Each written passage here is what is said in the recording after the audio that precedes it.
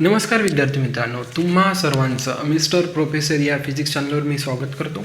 Okay, आज आपण प्रश्न क्रमांक 40वा ओके पेपर 1चा जो की सर्व विषयांसाठी कॉमन असतो, जनरल ॲप्टिट्यूड.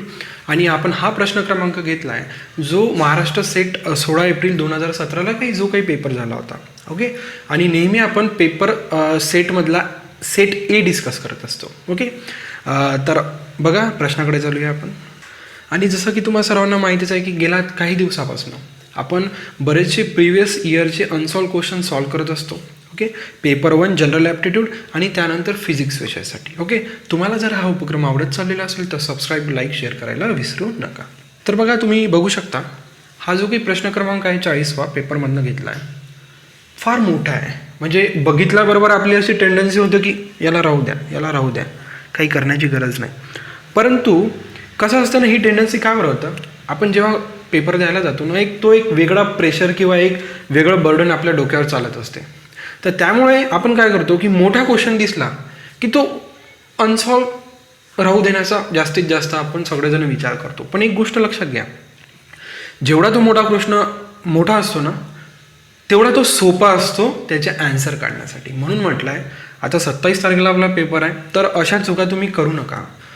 प्रश्न मोठा असू द्या ना, पण तुमचा कॉन्सेप्ट बघा, एवढा सिम्पल कॉन्सेप्टवर हा क्वेश्चन डिपेंड आहे.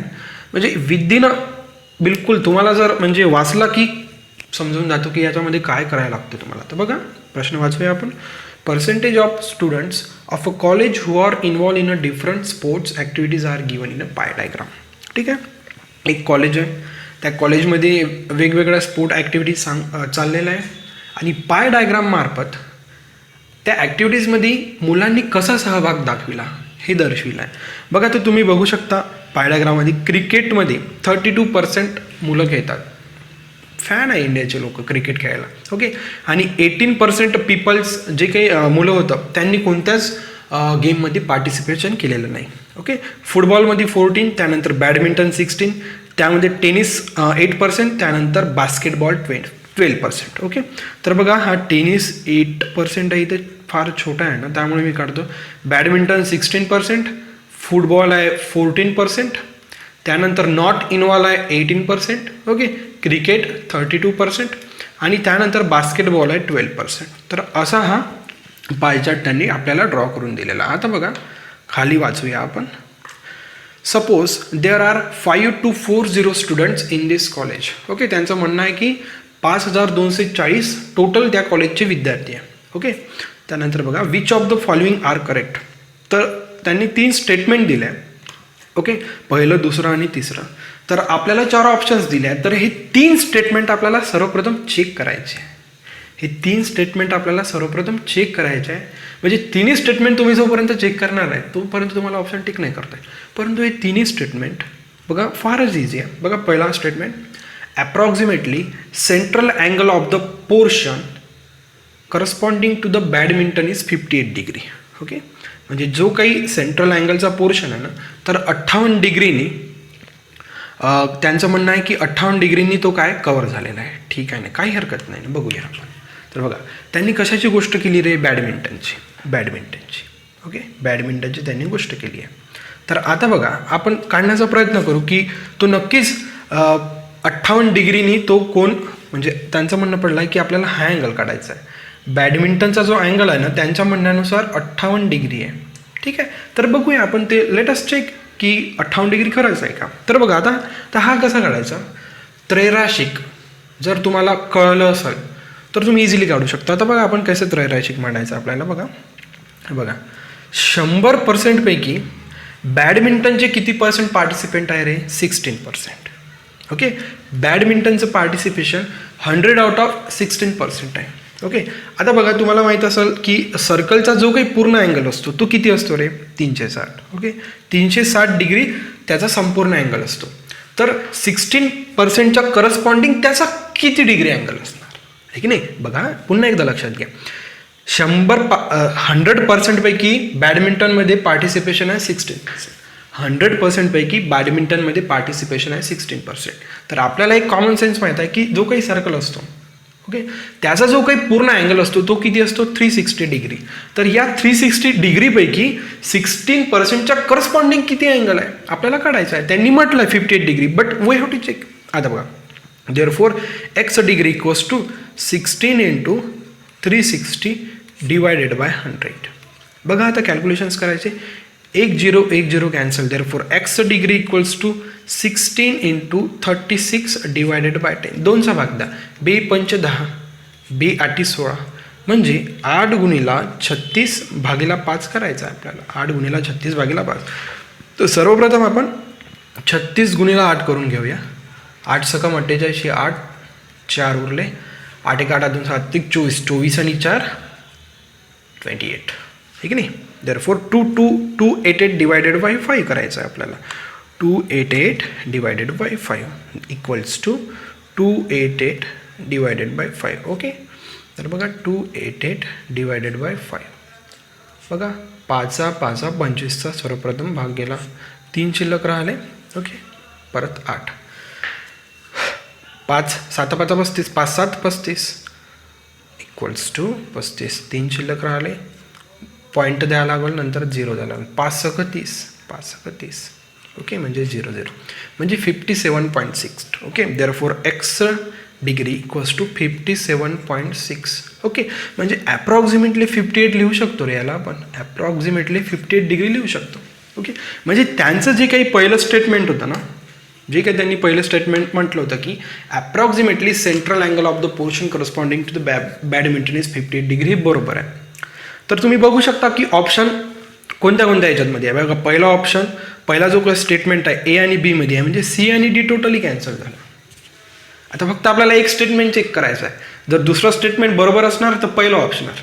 जर दुसरं स्टेटमेंट बरोबर नाही आलं तर बी ऑप्शन. बघा, म्हणजे कॅल्क्युलेशन आपण किती छोटं केलं आणि एका कॅल्क्युलेशनवरनंच तुम्हाला 2 ऑप्शन कॅन्सल झाले. आता फक्त आपल्याला दुसरं स्टेटमेंट चेक करायचं आहे. बरोबर राहिलं तर जर ए ऑप्शन, जर चुकीचं राहिलं तर बी ऑप्शन. That's it. ओके, तर बघा, आपण तर तिन्ही स्टेटमेंट, तुम्हाला मी तिन्ही स्टेटमेंट चेक करून दाखवणार आहे, पण तुम्हाला ट्रिक सांगत आहे. हे की नाही. आपण थोडा आन्सर काढला तर या आपण आता हे जे काही कॅल्क्युलेशन्स केले, या कॅल्क्युलेशनमध्ये सी आणि डी ऑप्शन कॅन्सल झाला. फक्त 2 ऑप्शन्स राहिले. दुसरा स्टेटमेंट चेक करताना एक ऑप्शन कॅन्सलच होऊन जाणार. ओके, म्हणजे तुमचा तिथंच ऑप्शन तुम्ही टिक करून टाकणार, म्हणजे बस झालं, तुमचं तिथं काम झालं, तुम्हाला सापडून गेलं. ही जर प्रॅक्टिस राहिली त्रैराशिकची तर विदिन मिनिटात तुम्ही 1 ते 2 मिनिट खूप झाले या एक्झाम्पलला. ओके, तर बघा दुसरं example. Approximately the total number of students who play some game or other game is 4297. ठीक आहे, 4297. त्यांचं असं म्हणणं पडलं आहे की जवळजवळ जे सगळे पार्टिसिपेशन्स होते ज्यांनी गेममध्ये भाग घेतला, तर त्या मुलांची संख्या जवळजवळ 4297 आहे, असं त्यांचं म्हणणं पडलं. ठीक आहे ना, काही हरकत नाही. तर बघा, आता पहिले किती % लोक खेळत आहे याचा आपण विचार करूया. तर बघा, आता बघा इथे फक्त 18% लोक नाही का कोणत्याच गेममध्ये यांनी सहभाग घेतला नाही. 18% लोक यांनी कोणत्याच गेममध्ये सहभाग घेतला, म्हणजे 100% पैकी जर आपण 18% कॅल्क्युलेट मायनस केले तर 82% लोक ज्यांनी कोणत्या ना कोणत्या गेममध्ये, त्यांनी काय म्हटलं ते बघा, त्यांनी तेच म्हटलं की approximately the total number of students who play some game. Some game म्हणजे कोणत्या ना कोणत्या तरी गेममध्ये त्यांनी पार्टिसिपेशन केलेलं आहे. ओके, म्हणजे आपल्याला बघा आता त्रैराशिक कशा म्हणायचं.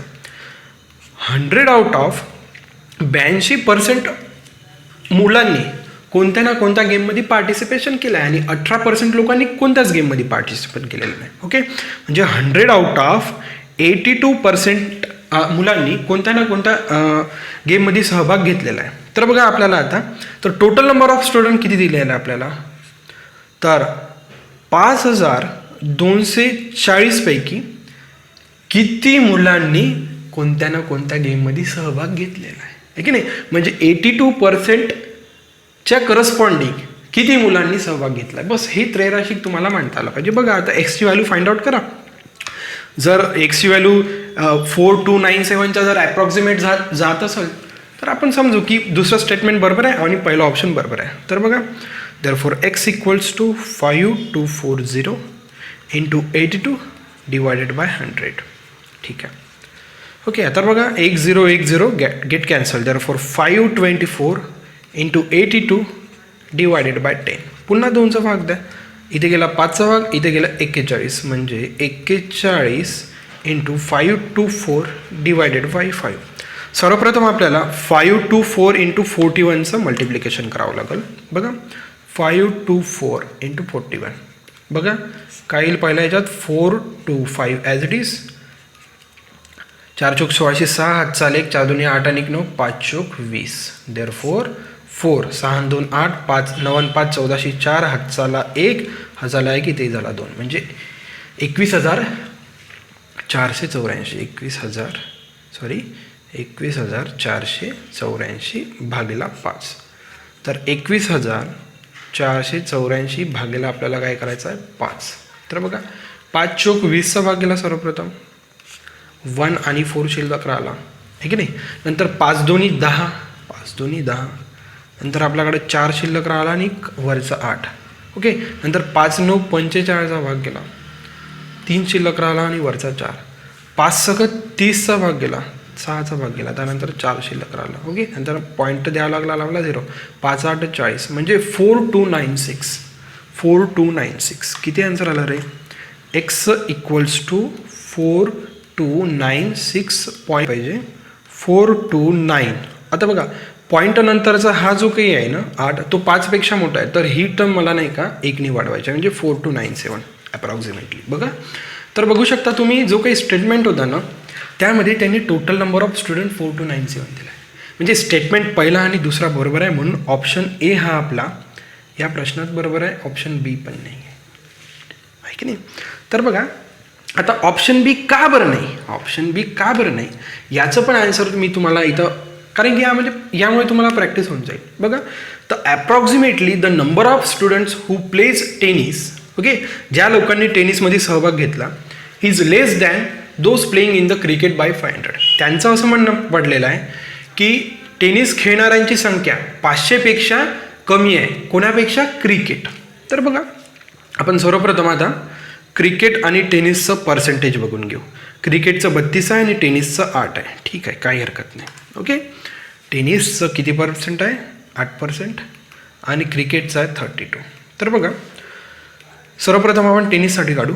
100 आउट ऑफ 8% लोक टेनिस खेळतात. 100 आउट ऑफ 8% लोक टेनिस खेळतात. तर टोटल नंबर ऑफ आपल्याकडे स्टुडंट आहे 5240. तर 5240 पैकी किती नंबर ऑफ स्टुडंट टेनिस खेळतात? सर्वप्रथम आपल्याला नंबर ऑफ स्टुडंट काढावं लागेल, नंतर आपल्याला डिफरन्स काउंट करता येतो. Therefore x equals to 5240 into 8 divided by 100. तर बघा कॅल्क्युलेशन्स 0 0 कॅन्सल, इथे 5चा भाग गेला, इथं 2 चोक 8. Therefore 524 into 4 divided by 5. तर बघा 524 इंटू 4, 4 चोक 16, 6 चाल 1, 4 2 8 आणि 9, 5 चोक 20 म्हणजे 2096 divided by 5. Okay. 2096 divided by 5. 5 चोक 20चा भाग गेला सर्वप्रथम, नंतर पुन्हा 5 1 5चा भाग गेला, इथे राहिला 4, 9चा भाग गेला, इथे राहिले 45 आणि 1 शिल्लक, त्यानंतर पॉईंट, त्यानंतर 2, 5 2 10चा भाग गेला. म्हणजे टोटल नंबर ऑफ टेनिस प्लेयरसाठी किती होते? 419 आणि 2 आहे ना, हा पॉईंट नंतर 2 आहे, तर आपण अप्रॉक्सिमेटली त्याला 419च कन्सिडर करू, आहे की नाही. अप्रॉक्सिमेटली 419 कन्सिडर करू टेनिससाठी. ओके. म्हणजे एवढे नंबर ऑफ पार्टिसिपंट्स यांनी टेनिस खेळलेला आहे. ओके.